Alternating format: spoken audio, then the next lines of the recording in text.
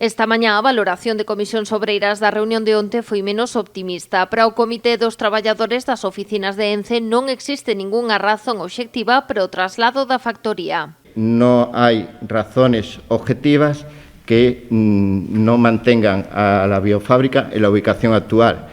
Más bien, hai caprichos políticos como el del alcalde u otros políticos que tamén se han acogido a esa postura y que, lógicamente, aquí están en juego los puestos de trabajo. Dende o sindicato criticaron incluso a convocatoria de onte. Creen que o motivo de que se fixera Madrid foi intentar influir na decisión que a Audiencia Nacional ten que tomar sobre a prórroga concedida ata o 2073. Fundamentalmente un acto de propaganda.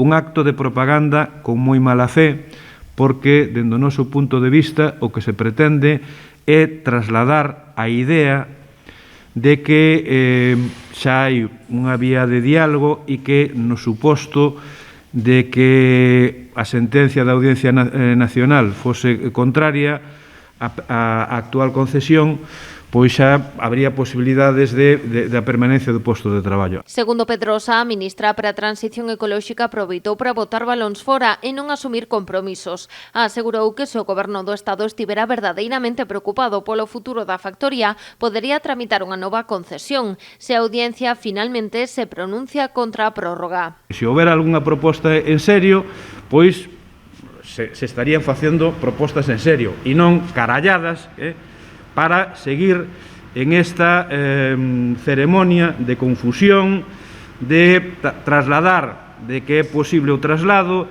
e de que aquí non hai risco de pérdida dos postos de traballo. Dende Comisións Obreiras non desbotan retomar as movilizacións para defender os postos de traballo.